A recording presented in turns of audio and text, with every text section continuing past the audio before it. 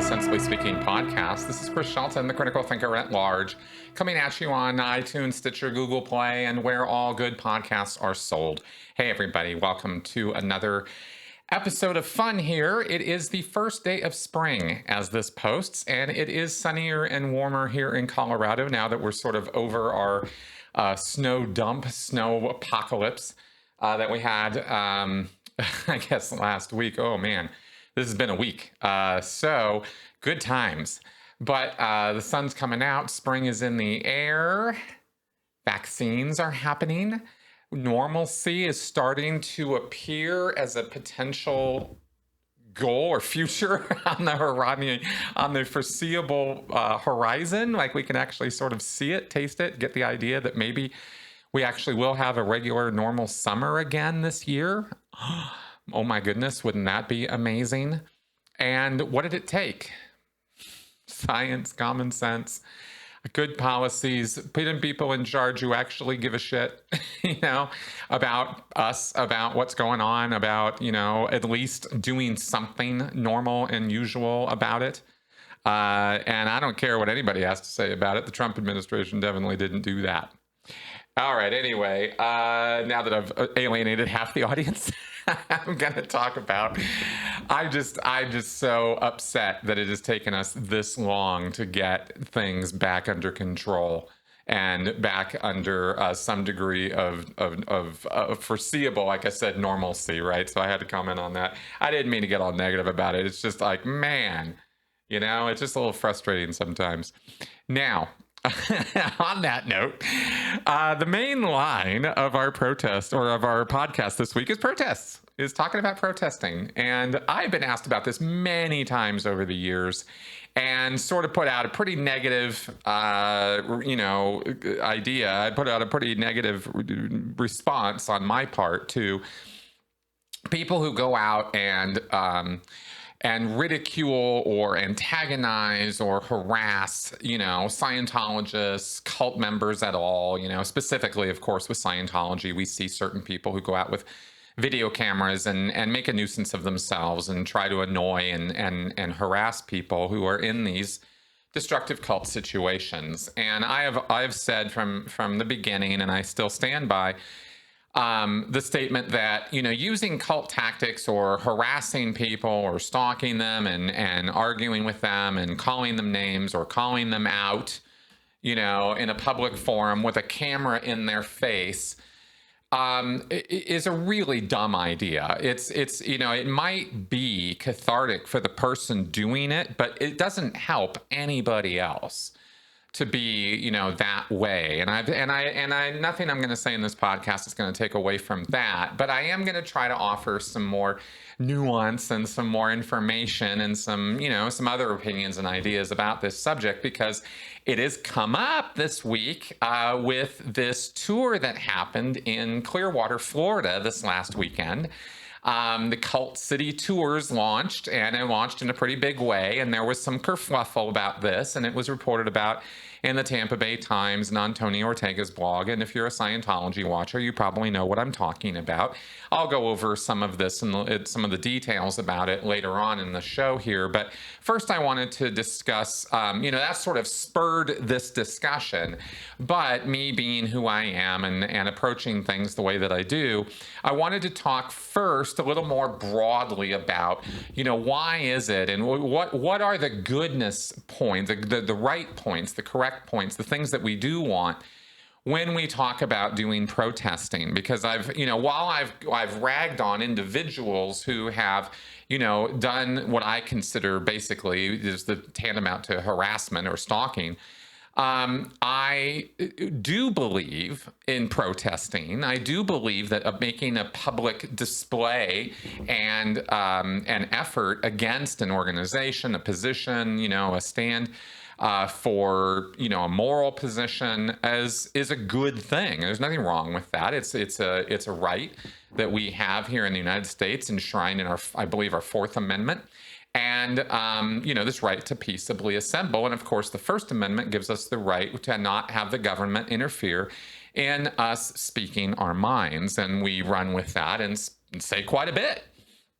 Sometimes some of the crap we say is pretty stupid, and in the heat of the moment, we say stuff that we look back on later and go, oh boy, cringe, wish I hadn't said that. And other times, it really, some protests and some statements that are made and speeches that are given or things that are put forward are universally true, are evergreen, are things that we will never want to forget.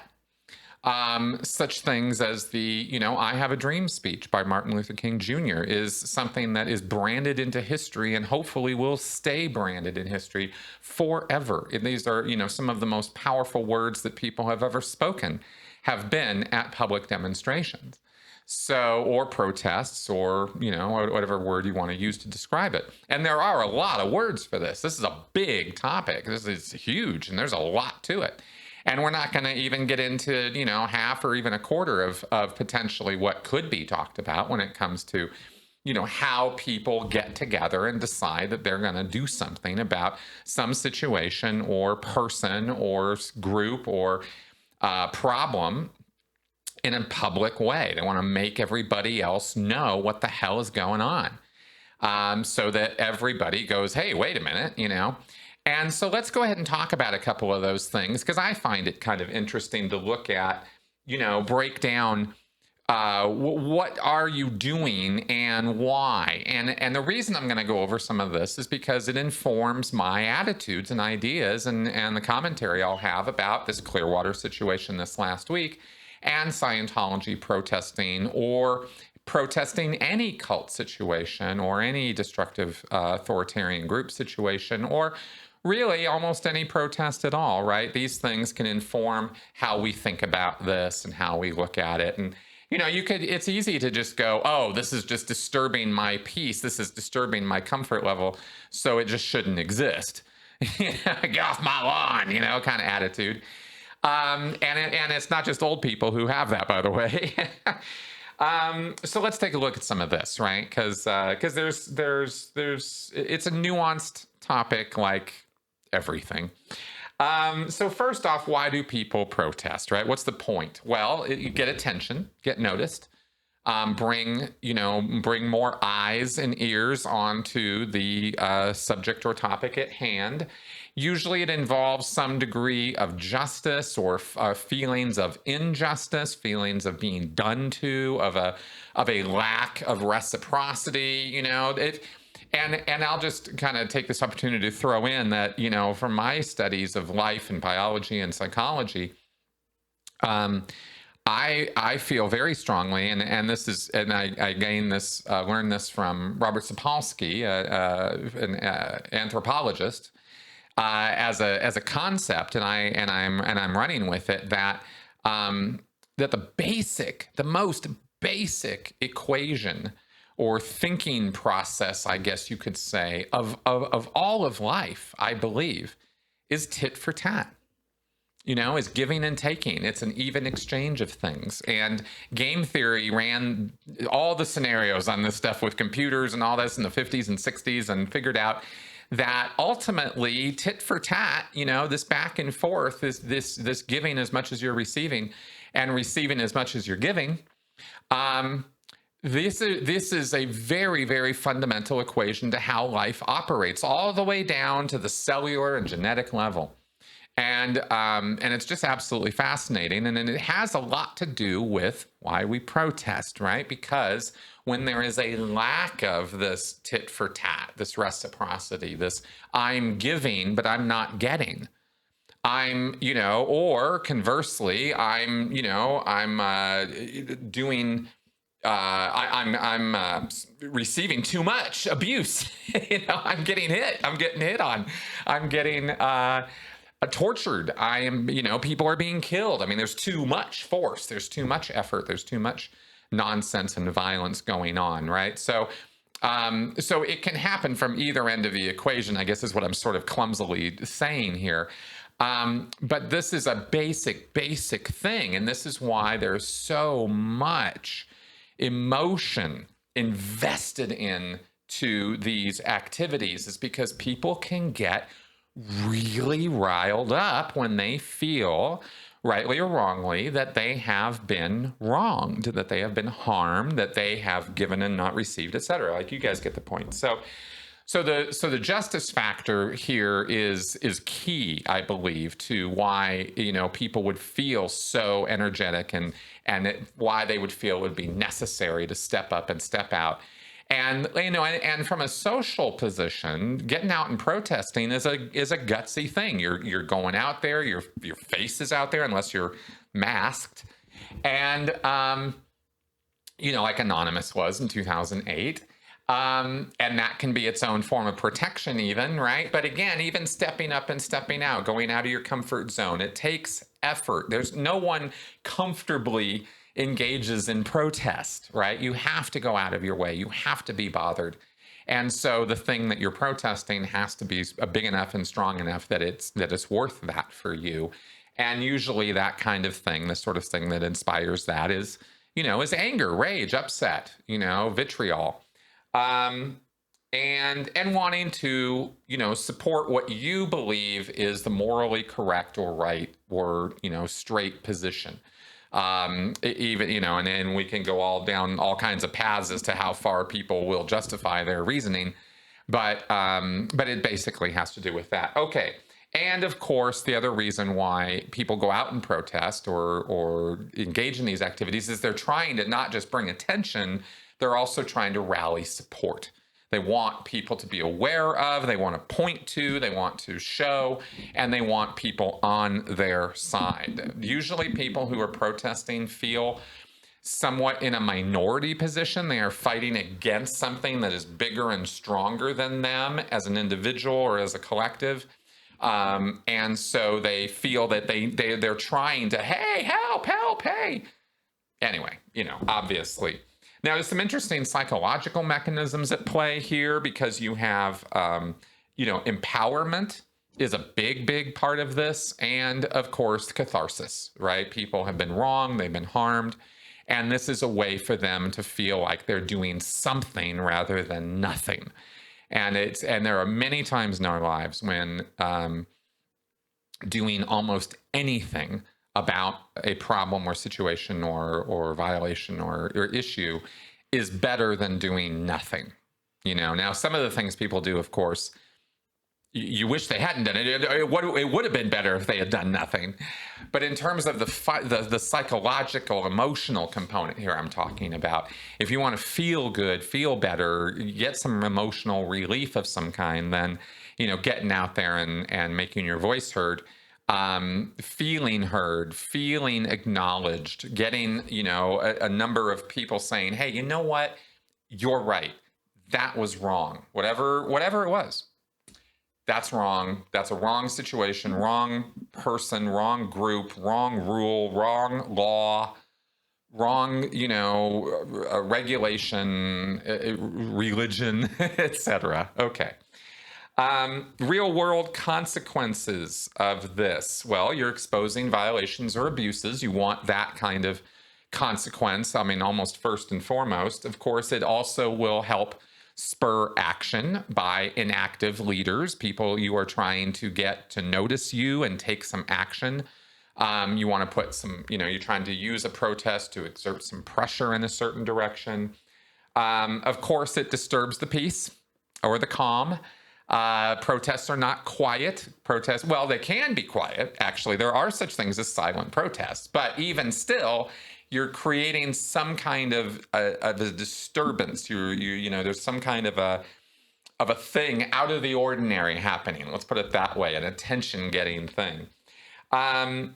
You know, this also tends to blow up things that some of us would rather be in denial about, which we will talk about with Clearwater. And of course, there is embarrassment. There's humiliation as a result of protests. Social status can be threatened, which is exactly what cancel culture is all about. Livelihood can be threatened, which is a darker consequence of cancel culture. You know, cancel culture is difficult because the moral underpinnings of the protest or the reciprocity, it tends to be there are question marks connected with these things, right? It's and ruining somebody's life utterly over something that you just happen to have an opinion about it can be a little bit rough, right? So that's where that comes in. But again, social status is a threat, and livelihood is a threat.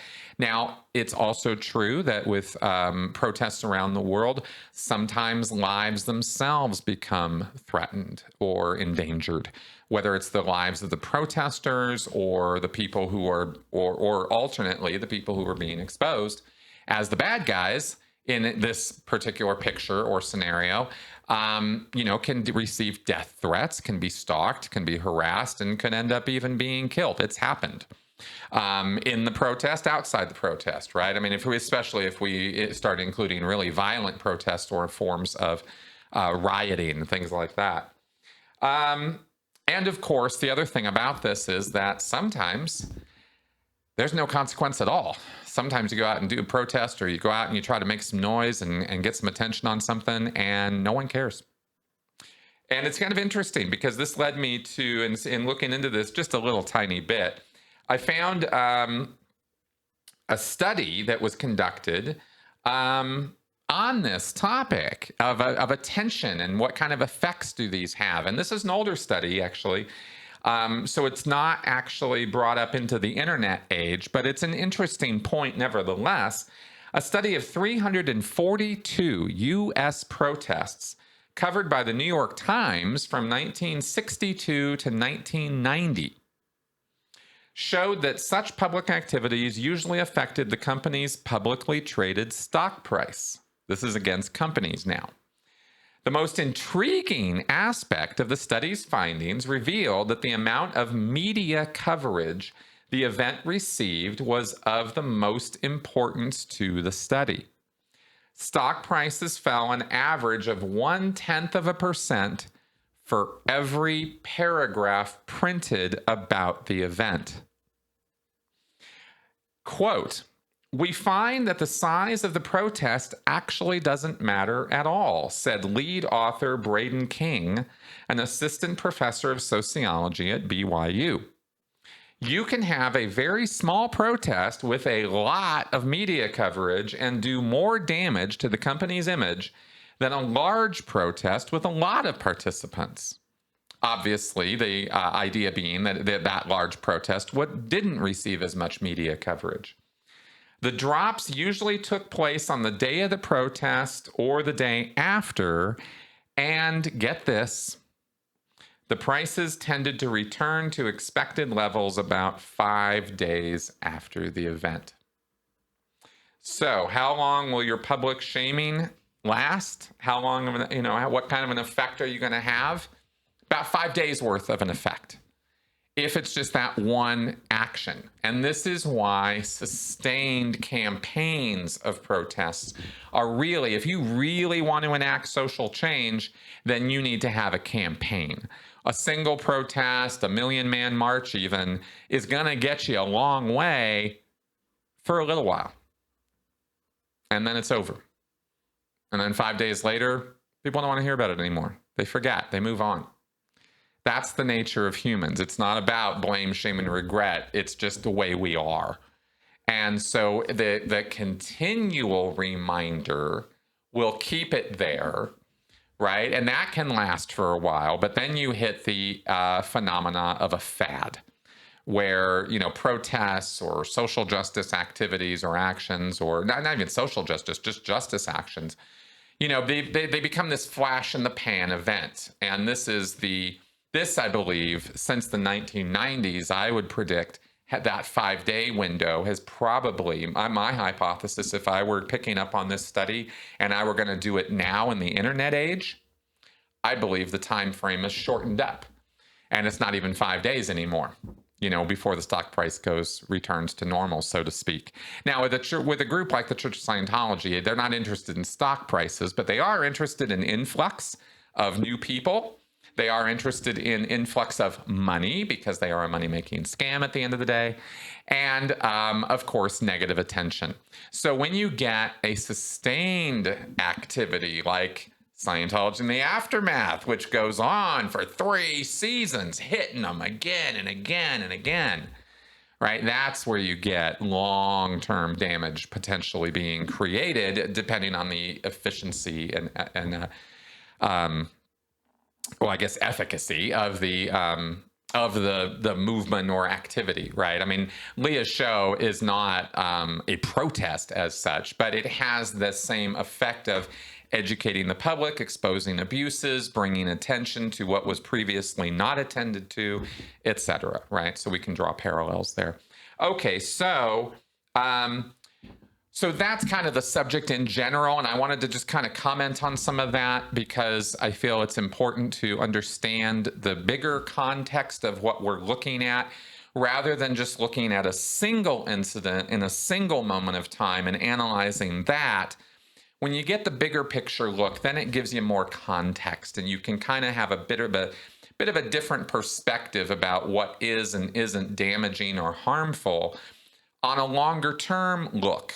And that's how I try to look at things. Most of the time, I try to give that big picture, 300-foot perspective. Because I think that the longer term look is the one that matters. The short term thing is, it's flash in the pan. It comes, it goes. And so we come to this thing that happened this last weekend in Clearwater with the Cult City tours. Okay, so this is a man named Ted Reinhardt. Now, a video just went up. I just watched it today. It went up yesterday of the city council meeting following this event, this tour that happened. So basically what occurred? Well, Mark Bunker, I guess in January, as a city council member, and Mark Bunker's been interviewed on this show twice, and you can go back and check out those podcast interviews. He's a great guy. Wise old beard man, I think he's also called, or wise beard man. Anyway, he was he came into some prominence in 2008 when the anonymous protests happened because Mark Bunker stepped up and advised via video anonymous who were protesting Scientology, and he gave them some advice that they actually wisely took. And as a result, the 2008 year-long protests of Scientology, you talk about a sustained campaign, Anonymous organically engaged in one, and it was a beautiful thing to behold. Well, not for me at the time. I was in Scientology when it was happening, but in hindsight, I look back on it and I think, good job, guys. Because that was the key turning point for the whole thing was as far as Scientology is concerned. So Bunker came into some prominence there. He was also earlier part of the Lisa McPherson Trust back in the late 90s and was working to expose Scientology back then. So he ran for city council. He got on city council specifically on a platform of, hey, let's do something about Scientology in this town. And because the citizens of Clearwater are fed up. They're sick and tired of the Scientology problem. If you go ask them, if you go talk to them about it, that's what they say. They are sick and tired of it. Scientology owns a substantial amount of real estate in downtown Clearwater. It's off the beaten path of the tourists, but it's not off the beaten path of the locals. And we've talked about this, and I've also had Aaron Smith-Levin on to discuss in detail Scientology's effects on downtown Clearwater. And while they are not as horrible and terrible and awful as their reputation would seem to imply or put out, Scientology is actually pretty defanged these days. They still have this scary reputation, and Clearwater, Florida is the center of the Scientology universe. It's not Los Angeles. It's not the Gold Base. It's Clearwater. That's where David Miscavige spends the majority of his time, according to all the reports we have. And it is where they invest by far the most amount of their money. And it is where they, at the same time, make most of their money. The Clearwater Scientology base is huge. It's got many buildings. They are quite large. They dominate the Clearwater skyline. So Scientology's presence there is not nothing. And so Mark Bunker suggested maybe capitalizing on this by putting some kind of maybe a museum or a tour, some kind of a little thing of downtown. And his idea was, hey, let's revitalize this area. Let's put some positive attention, positive vibes into this area. And let's capitalize on the fact that people know about us through this Scientology, shadow that hangs over Clearwater. Well, let's bring it out into the light. Let's talk about the elephant in the middle of downtown. Let's expose it. Let's put a name on it. Let's capitalize on this and bring some positive vibes. Let's sort of flip the script on the whole thing. Well, Scientology, of course, is not at all interested in that, but it turns out neither is the Clearwater City Council, the Clearwater Chamber of Commerce, the Downtown Business Board, the Merchants Association, and anybody else basically connected with this idea. Because what ended up happening is Mark Bunker puts this idea out, and a man named Ted Reinhardt jumped on it, and he decided to form up a company called Cult City Tours, and we'll talk about that name because it is problematic for a number of reasons. But he decided on his own bat to go put this together. He did not consult with Mark Bunker first, and this is all laid out in this Clearwater City Council meeting that was held. And anyway, so Ted goes ahead and does this, gets in contact with, tries to reach out. He tells the city council that before he launched it, before he even named it, just when it was in the idea phase in January, he sent letters out to the Chamber of Commerce, Downtown Business Board, even Scientology. And he said, hey, I'm looking at doing this thing. I'm putting this business together. I'm going to get a license. We're going to do these tours downtown. None of them responded to him. They didn't even answer his communications to coordinate or see what they would think or have any input at all. They decided, no, we're not going to pay any attention to this. So Ted went ahead and he coordinated with Aaron Smith-Levin, and they decided that they would he branded it Cult City Tours. I don't know about Aaron's involvement in that part, but what did happen is, as Aaron explains in the video, right? The sort of a confabulation of events. Mark Headley coming into town, he wanted to do a tour. Well, Aaron jumped on, then Mike got on and said, let's do a Scientology Aftermath reunion. And let's have everybody, give a tour, and people flew in, and money was raised, and it was a fun thing, and it was done on March 13th, which was Hubbard's birthday. So what a confluence of things to come together. Well, one thing led to another. Sort of some bad things happened, and let's not forget that. Here's the thing. So this kind of fun activity gets organized and put together, and it's an effort. Again, remember, this is all riding on the initial effort as originated by Mark Bunker as a city council member, which was, hey, let's have some fun with this. Let's do something light. Let's do something educational, and let's do something that's actually going to bring some business downtown. Well, this is exactly what did happen. But Scientology decided that they were going to be a little poison pill. And they went around, Pat Harney and somebody, Amber Shellset or something, and another Office of Special Affairs staff member went around to the businesses downtown and told those business members a pack of lies about Aaron Smith-Levin, Ted Reinhardt, the tour, Mark Bunker, etc. And they mixed it up with a little bit of truth, like the fact that Mark Bunker had an injunction against him to stay off Scientology properties back from the Lisa McPherson Trust days. And they used this crap as ammunition to spread what they call black PR. They engaged in what is called a black PR campaign, as Scientology's own terminology for it. And of course, it's, English terminology as well, but you get the idea. Against these individuals to discourage any of the downtown businesses and restaurants from cooperating with or servicing the people who are doing this tour or who are on this tour.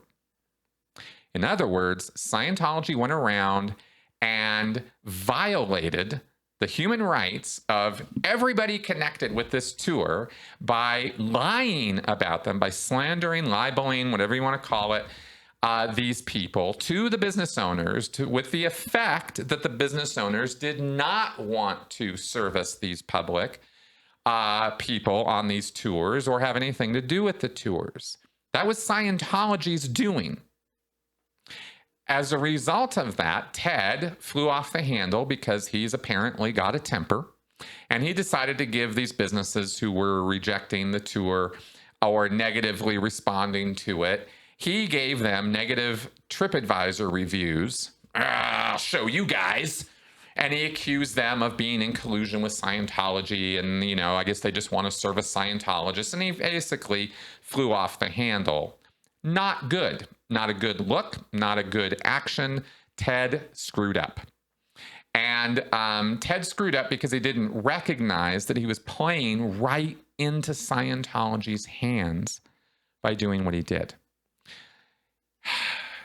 And this is really speaks to kind of the heart and soul of the entire tour, the entire subject of protesting Scientology in the first place.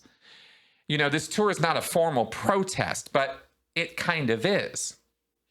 So what are they protesting? Well, they're protesting this exact kind of activity where Scientology has free reign to run around downtown Clearwater and destroy potential business and money coming into those businesses and Clearwater's name by lying. And they're the ones who walked out of this scot-free as far as the city council was concerned, because Ted flew off the handle and wrote these TripAdvisor reviews on a couple downtown businesses. And in the course of the 2 or 3 days that these things, I guess, were up or online, if it was even that long, how much business do you think was turned away from those restaurants because of Ted's single review on TripAdvisor? Right? Probably none. How many people even read them, right?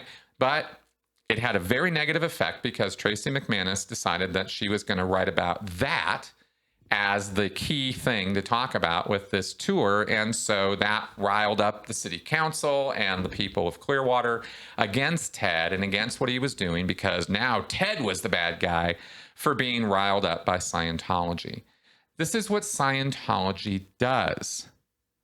They rile people up behind the scenes. They're the bullies in the shadows.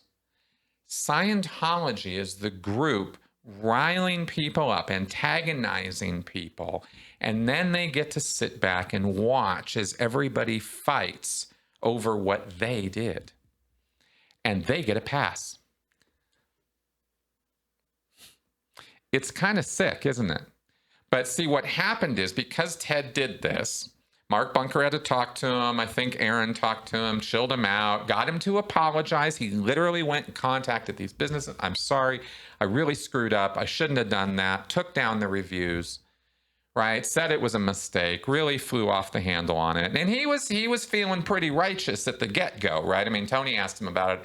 I think they posted this on Sunday or Monday. There was a story about this on Tony's blog. Tony contacted him from the Tracy McManus story. He reached out to Ted, and Ted was like, yeah, screw these guys, right? Well, Ted calmed down, as he should have, and got a little lesson in how Scientology actually operates. And he went to city council, and he explained himself and said what happened, and was quite, showing remorse, very much so, that he had, flown off the handle. So at this Clearwater City Council meeting, Aaron said that Scientology actively thwarted meaningful economic activity from occurring in the downtown area on Saturday.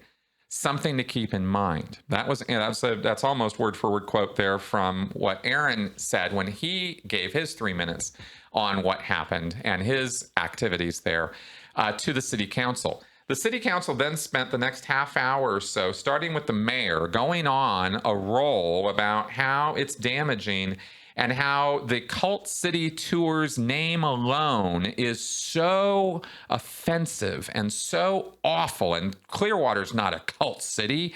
And how dare you? And he went on this roll against this poor guy, Ted, and his effort to bring exposure to Scientology's abuses, instead of correctly targeting Scientology for the little poison pill that they introduced into the downtown that started this whole thing. And this is the blindness that exists in the Clearwater City Council. This is the tone-deaf reaction that they have to what Scientology does, is they're more upset about noise than they are about the source and cause of the noise. And they're going to yell and scream like a bunch of old white guys, which is what they are. This sort of get off my porch kind of attitude. It was really quite disgusting to watch the mayor of Clearwater and other Clearwater City Council members talk about how our merchants have struggled for years, they say.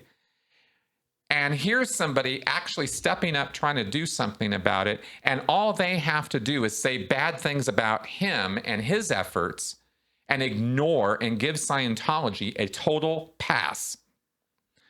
What you see in that Clearwater video is the exact problem with Clearwater. It's city council. I am obscenely upset with the Clearwater City Council and the fact that they are so blind to the problem, the elephant sitting right in the middle of their downtown. They think that they can give a little and get along with Scientology. They still suffer from the delusion that Scientology is a reasonable group, that it is a religion, that it is a valid activity, that it should be given as much credence as any other business or activity in the downtown area of Clearwater, when Scientology has proven from day one to be a covert money-making scam operation that is raping and pillaging Clearwater for the last 40 years. And the Clearwater City Council is apparently completely fine with it. That's my take on the Clearwater City Council meeting this week. I'm from afar. I live in Denver. I don't live in Clearwater, so maybe I don't see things the same way there as people who live in Clearwater.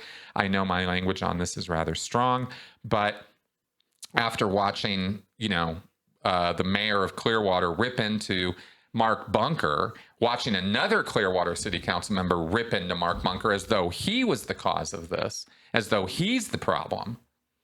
Screw you guys. Fuck you guys. You guys are utterly blind and clueless about the actual problems in Clearwater. And, anyway, there you go.